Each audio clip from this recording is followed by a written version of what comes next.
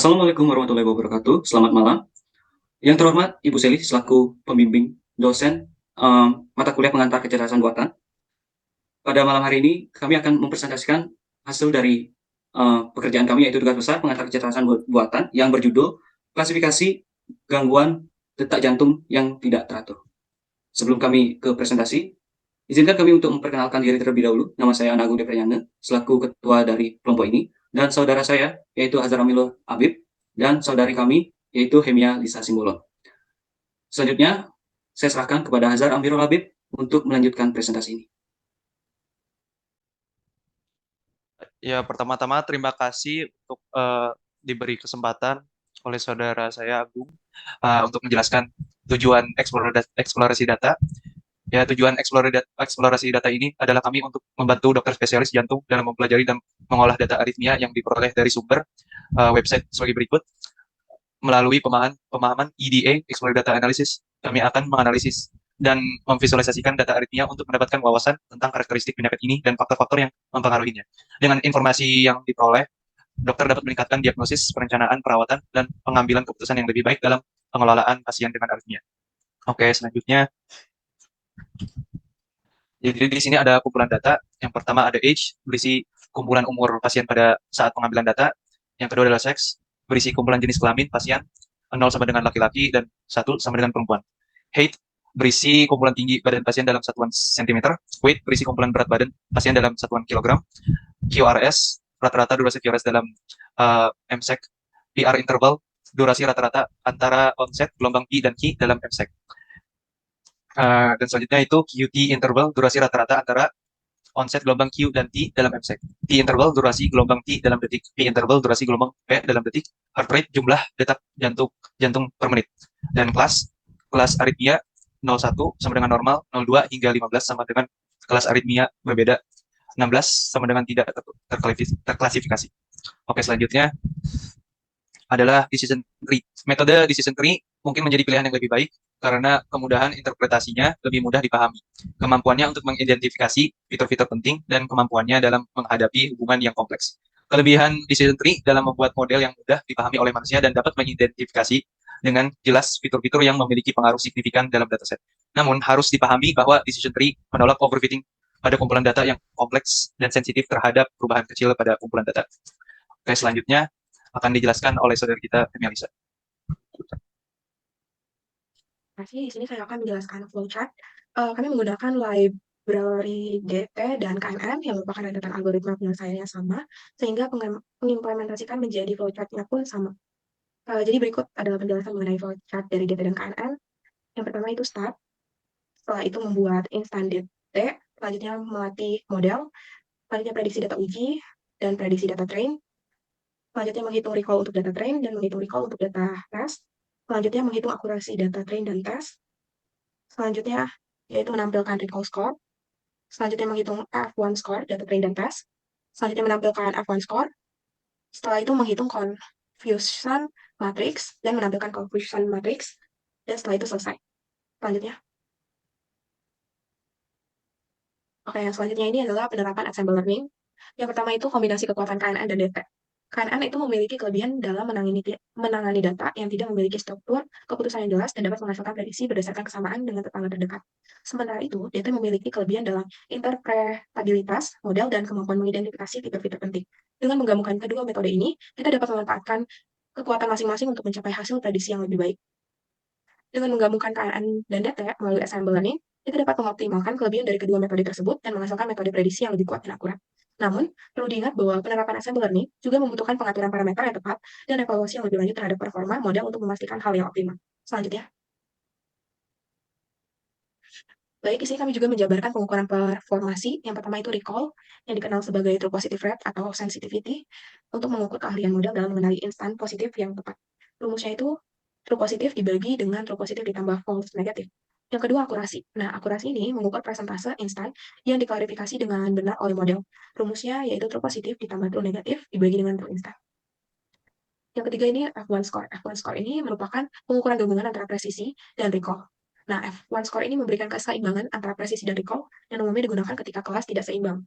Rumus F1 score itu 2 dikali precision dikali recall dibagi precision ditambah recall. Selanjutnya. Oke, selanjutnya yaitu kesimpulan. Dalam pemilihan antara KNN dan DP, ini harus memperhatikan dataset, struktur keputusan, kompleksitas masalah, dan tujuan analisis. KNN cocok untuk dataset yang kecil tanpa struktur keputusan yang jelas. Nah, sementara DP itu lebih baik untuk interpretasi, model, dan identifikasi fitur penting. KNN sederhana namun membutuhkan parameter yang tepat, sedangkan DP rentan terhadap overfitting. Evaluasi itu lebih lanjut diperlukan untuk hasil yang lebih detail, sesuai dengan pemilihan algoritma dengan faktor-faktor tersebut untuk hasil yang akurat. Baik, selanjutnya demo akan saya berikan kepada Agung.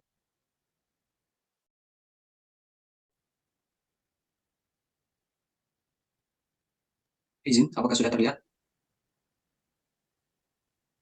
Sudah. Baik, di sini saya akan menjelaskan demo coding dari klasifikasi penyakit pada data jantung yang tidak teratur. Tahapan untuk klasifikasi ini adalah yang pertama ada preprocessing, yang kedua ada pemahaman, eksplorasi, dan visualisasi data yaitu IDE, kemudian persiapan data testing, yang keempat adalah pembangunan model dan testing model, dan yang terakhir yaitu kesimpulan. Baik, di sini saya akan menjelaskan preprocessing, yaitu yang pertama adalah instalasi library yang dibutuhkan untuk dalam proses coding ini, yaitu ada Pandas, ada NumPy, ada Matplotlib, Seaborn, dan lain-lain. Selanjutnya adalah memasukkan dataset. Nah, di sini kami menggunakan variabel data untuk menampung dataset ini dengan link, yaitu langsung dari web tersebut. Kemudian karena pada dataset tersebut tidak memiliki nama kolom, sehingga kami memisahkan nama kolom tersebut dan memasukkan kembali dan menyatukannya dengan cara seperti ini, yaitu data.column sama dengan data column, yaitu nama-nama dari kolom tersebut. Kemudian setelah mengimport, untuk memastikannya apakah sudah masuk, kami melihat dataset tersebut dengan cara data head, yaitu menampilkan 5 data teratas, dan data tail, yaitu menampilkan 5 data terakhir. Totalnya adalah ada 280 kolom. Kemudian summary, yaitu proses untuk mengecek kesimpulan dataset secara keseluruhan. Ada count, ada minnya itu adalah bisa dilihat di layar, kemudian min, ada STD, ada 25%, dan lain-lain. Kemudian di sini kami mengecek tipe-tipe data setiap kolom tersebut dengan cara membuat iterasi dari for kolom di type dan bisa dilihat di layar. Kemudian untuk mengecek informasi data yang lebih spesifik, di sini kami membuat data.info. Selanjutnya yaitu mengecek data null, apakah dataset tersebut terdapat null atau tidak. Yang pertama yaitu mengecek dengan kode data.isNull.sum. Ternyata hasilnya adalah null. Kami curiga bahwa harusnya ada data null karena di description web itu ada atau yes. Dengan demikian kami mengganti nilai null tersebut dengan parameter tanda tanya, sehingga kami mendapatkan indeks TP, QRS, TJ, heart rate itu terdapat null nilainya. Kemudian kami mengganti nilai null atau kosong tersebut dengan tanda tanya dan memeriksa setiap baris kolom pada dataset tersebut. Sehingga kami mendapatkan bahwa T terdapat 80, P 22, G 376, QRS T1, heart rate 1, dan tipe datanya itu integer 64. Untuk visualisasi datanya bisa dilihat bahwa J terdapat data yang melebihi 350. Sehingga kami memikirkan bahwa untuk menghapus kolom tersebut karena terlalu banyak data yang null. Dengan cara data drop J axis sama dengan 1. Sehingga kami mengeprint dataset yang paling baru itu tidak ada kolom J. Selanjutnya adalah menentukan angka skewness dari data tersebut. Fungsi dari skewness ini adalah untuk mengisi data yang null, yang hilang, dengan menentukan kemiringannya. Seperti kita lihat bahwa data tip, peak, RST, dan heart rate itu memiliki data null, sehingga kami mengecek yaitu setiap data tersebut, dan hasilnya adalah seperti ini. Minus 1 dan 0,45. Dan minus. Cara menggantinya adalah dengan cara melihat box plot ini. Jika mediannya mendekati salah satu sisi box, itu bisa kita ganti nilainya adalah dengan cara mencari median dan mengganti nilai null tersebut dengan median tersebut. Kemudian handling data nullnya itu seperti saya bilang, yaitu mengganti nilai null dengan mediannya. Dan sehingga terdapat hasilnya data null TP, QRST, dan heart rate itu 0. Kemudian kami mengecek data duplikat, dan hasilnya pun false, itu tidak ada data duplikat. Selanjutnya yaitu IDE, atau eksplorasi data analis. Yang pertama adalah eksplorasi data kategorikal, yaitu pada dataset ini ada 2 data kategorikal, yaitu sex dan class, yang dimana sex itu terdapat 2 kategori, yaitu 0 dan 1. 0 merupakan male atau laki-laki, dan 1 adalah female. Bisa dilihat bahwa data female itu lebih banyak ketimbang data male. Selanjutnya untuk data kelas, itu terdapat 16 kelas, yang dimana kelas nomor 1, yaitu kelas normal, itu mendapat nilai yang lebih banyak, yaitu hampir mendekati 250. Selanjutnya, scatter plot, yaitu mengatasi dan memvisualisasi data. Kami menggunakan kolom age, sex, height, weight, dan heart rate. Sehingga kami mendapatkan hasil dari visualisasi scatter plot, yaitu terdapat outlier pada antara kolom height dan weight. Yaitu di sini, height dan weight. di sini terdapat outlier, sehingga kami curiga bahwa ada data yang tidak masuk akal dari HIG ataupun dari wake. Dengan demikian kami mengecek dengan cara data HIG.unique dan didapatkan hasil yaitu terdapat tinggi badan yaitu 780 dan 608. Dengan demikian kami ingin mengganti data tersebut karena menurut kami itu tidak masuk akal. Dengan cara menggantinya dengan rata-rata HIG tersebut. Sehingga bisa dilihat tidak ada lagi data HIG yang 780 dan 608. Kemudian untuk HIG itu ada umur yang 0 karena kemungkinan gangguan jantung ini kemungkinan bisa menjangkit para bayi juga. Nah, untuk mengetahui perbandingan heart rate dari beberapa kategori, kami juga membuat visualisasi bahwa terdapat banyak di umur bayi yaitu 0 tahun dan berat badan yang 6 kilo itu berbanding lurus. Artinya kenapa? Artinya terdapat bayi yang 0 tahun dan beratnya pun juga 6 kilo itu bisa jadi terkena heart rate. Dan semakin tinggi umurnya itu juga kemungkinan heart rate atau penyakit artinia ini bisa terjangkit untuk para lanjut usia. Dan heart rate yang paling tinggi itu berdasarkan seks itu terdapat di female. Kemudian kami juga membuat korelasi antara kolom ini yaitu exact height, weight, KRS, duration dan lain-lain, sehingga kami mendapatkan visualisasi seperti ini. Satu yaitu karena korelasi antara kelasnya sendiri, kemudian 0,67 yaitu korelasi antara P interval dengan PR interval yaitu 0,67. Selanjutnya kami memodeling dari data tersebut dengan KNN dan DT. Yang pertama adalah membuat salinan dataset karena agar tidak terjadi kesalahan dalam pemodelingan ini. Yang pertama adalah mencari correlation, yaitu kemudian membagi dataset menjadi data pelatihan atau data training dan data test. Selanjutnya adalah melakukan penskalaan atau scaling. Kemudian import evaluation metric. Nah, yang pertama adalah decision tree classifier. Nah, di sini adalah yang pertama adalah mengimport library decision tree untuk memudahkan kami mengetahui akurasi recall score dan F1 score.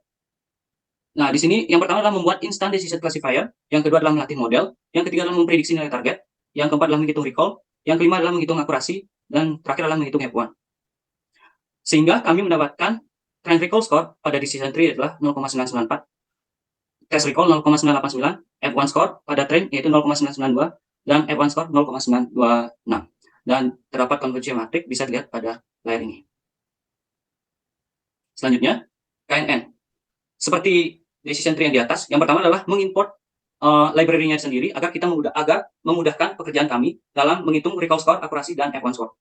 Seperti biasa, yang pertama adalah membuat install Knightboard classifier, yang kedua adalah melatih model, yang ketiga memprediksi nilai target, yang keempat adalah menghitung akurasi, yang kelima adalah menghitung recall, dan terakhir adalah menghitung F1 score pada model KNN ini. Sehingga didapatkanlah trend recall itu adalah 0,6537, terus untuk test recall itu 0,6483, F1 score 0,583, dan F1 score yaitu 0,561. Dan terdapat visualisasi confusion matriknya. Kemudian, setelah kami melihat recall score, akurasi, dan F1 score, kita memvisualisasikan dengan cara diagram batang dan sudah terlihat jelas, titik classifier itu lebih tinggi ketimbang KNN classifier. Karena dari akurasi, dari recall score, F1 score, DT lebih unggul ketimbang KNN classifier. Dan juga kami mencoba dengan cara membuat objek PCA, dan hasilnya pun lebih kurang daripada KNN dan DTA. Sehingga kami mendapat menyimpulkan bahwa untuk mengklasifikasi dataset gangguan pada detak jantung heart ini, yang lebih baik adalah dengan cara menggunakan decision tree dengan nilai akurasi sebesar 0,988 ini. Baik, sebelum saya tutup presentasi ini, saya akan memaparkan sedikit laporan yang kelompok kami buat. Yang pertama ada judul laporan, kemudian para isi, kemudian bab 1 pendahuluan, yaitu latar belakang, kumpulan data, menentukan kualitas data. Selanjutnya ada bab 2, yaitu dasar teori, yaitu yang pertama adalah divisi cara kerja dan implementasi algoritma yang kami pakai. Kemudian ada pemahaman implementasi algoritma dan hyperparameter algoritma. Dan terdapat link Google Drive kami. Yang selanjutnya adalah bab 3, yaitu terdapat evaluasi hasil dan diskusi. Yang pertama adalah pengukuran performansi, kemudian evaluasi hasil, kemudian ada analisis mendalam, dan yang terakhir yaitu bab keempat, yaitu kesimpulan dan saran, dan daftar pustaka. Dengan demikian, itu saja yang bisa saya sampaikan pada model ini. Untuk kesalahan dari pengucapan kami ataupun pembuatan laporan kami mohon maaf. Terima kasih atas perhatiannya. Saya tutup dengan Assalamualaikum warahmatullahi wabarakatuh. Terima kasih.